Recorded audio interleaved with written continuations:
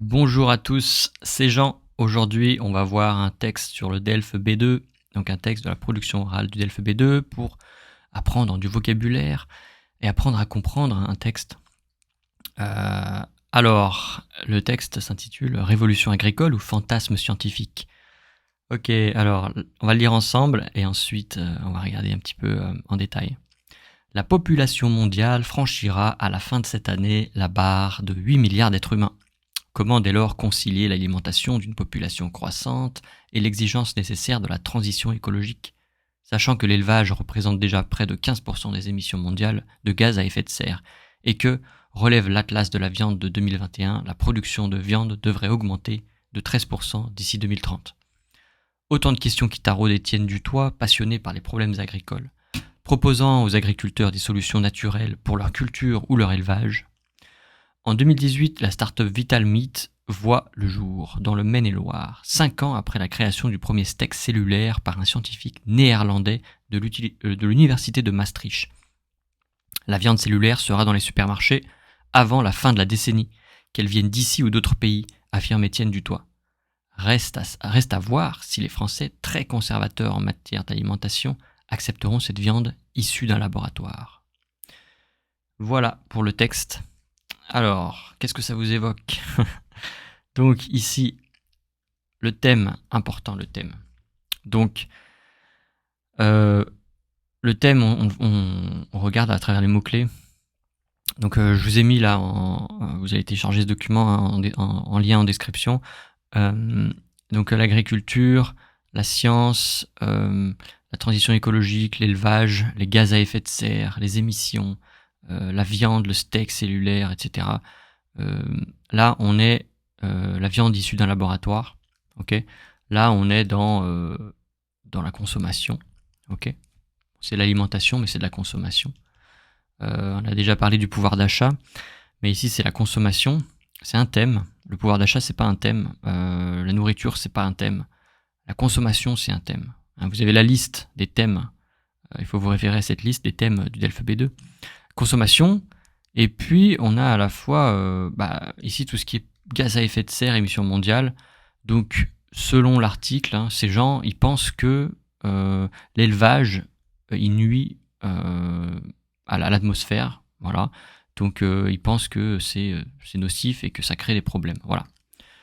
On peut imaginer on peut me dire, oui, est-ce qu'il y a que les élevages qui créent des problèmes? Est-ce que c'est pas les usines? Est-ce que c'est pas le transport, etc. Donc on peut partir sur certaines idées là. On verra ça tout à l'heure. Consommation et puis environnement, tout simplement. Environnement, puisque c'est l'élevage, c'est les gaz à effet de serre qui émettent dans l'élevage qui émet des gaz à effet de serre, et donc c'est connecté en fait. Là, il parle d'écologie clairement en fait, écologie, transition écologique. Alors je sais pas ce que ça veut dire transition, ça c'est des mots un petit peu, des mots on comprend pas trop, mais en gros, bon, il y a une volonté de rendre la consommation plus écologique, la vie de manière générale dans toutes les sociétés du monde plus écologique. Voilà, c'est ça que ça veut dire. Révolution agricole, donc agricole c'est tout ce qui est l'agriculture, ou fantasme scientifique. Fantasme, c'est un rêve en fait. Rêve. Donc effectivement, quand on est un scientifique, on veut trouver des choses, on veut révolutionner, c'est un rêve. Alors est-ce que c'est une révolution vraiment? Est-ce que ça va arriver ou est-ce que c'est juste un rêve qui n'arrivera pas? L'idée principale ici, c'est que en fait, la population augmente.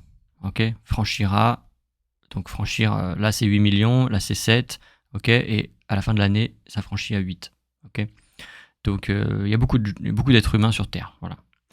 Et alors, l'auteur se pose la question, comment concilier on avait déjà vu un autre mot, se concerter, mais concilier, c'est plutôt faire que deux choses vivent en même temps, en fait. Donc, à la fois la population croissante, on reparle en fait de cette augmentation là, population croissante, et la préoccupation écologique. Comment on va faire coexister ces deux choses dans un même espace. Voilà. Sachant que, étant donné que l'élevage représente 15% des émissions mondiales de gaz à effet de serre. Voilà. Alors on ne sait pas d'où vient cette émission, on ne sait pas ce que c'est. Hein. Est-ce que c'est les machines? Est-ce que c'est les gens disent que les vaches produisent des gaz? On ne sait pas, mais en tout cas c'est 15%. Donc bon, c'est un certain pourcentage, c'est assez important. Donc c'est un problème. Voilà. Et en plus, la production de viande devrait augmenter de 13% d'ici 2030. Donc, en fait, il y a une augmentation à nouveau. Augmentation de la population, augmentation de la production de viande, et c'est connecté, ces phénomènes-là. Voilà. Autant de questions qui taraudent. Voilà, c'est un mot un peu particulier, ça.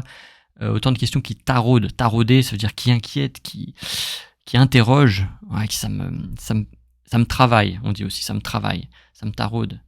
J'y réfléchis, ça crée des préoccupations. Voilà. Mais bon, là, c'est pas si négatif que ça, c'est juste qu'il réfléchit, ça lui donne matière à réfléchir. Pourquoi? Parce qu'il est passionné par les problèmes agricoles. Donc, il y a des problèmes, lui, c'est super, ça le taraude, il cherche des solutions.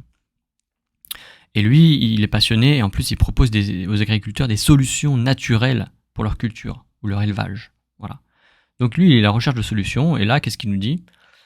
En 2018, une start-up, donc une entreprise, voit le jour, ça veut dire est créée, hein, voit le jour, et 5 ans après la création du premier steak cellulaire. Voilà. Une start-up en 2018, et c'est 5 ans après la création du premier steak cellulaire. Donc il a été créé en 2013. Steak cellulaire. Alors, créé par un scientifique. Donc c'est un steak qui n'est pas issu de viande d'animal directement. Il a été créé en laboratoire. Voilà, un steak qui a été créé en laboratoire.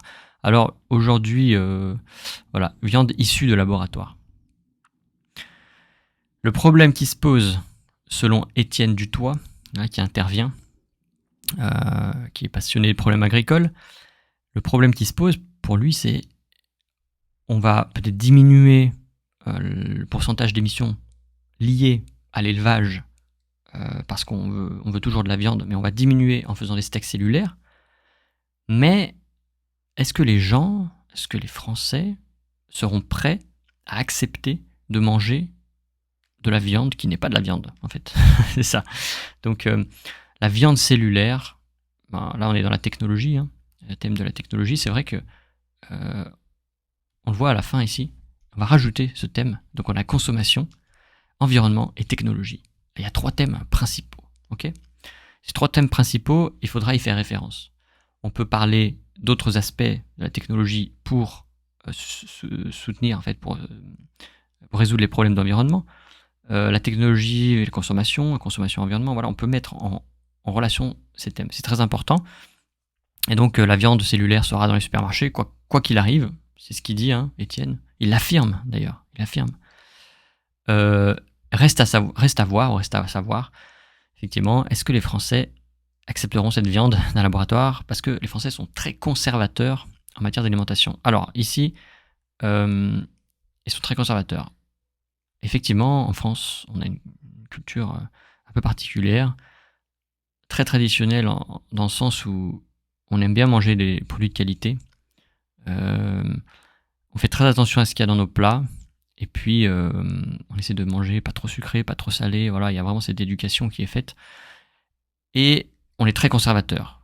Et là encore, c'est un mot super intéressant puisque c'est bien ou pas bien d'être conservateur? C'est bien ou pas bien? C'est bien parfois, et d'autres fois, c'est moins bien, effectivement. Donc là, c'est à vous de voir. Pour les gens qui veulent vendre de la viande de laboratoire, effectivement, le conservatisme des Français ne sera pas positif, puisqu'ils ne voudront pas accepter cette nouvelle chose.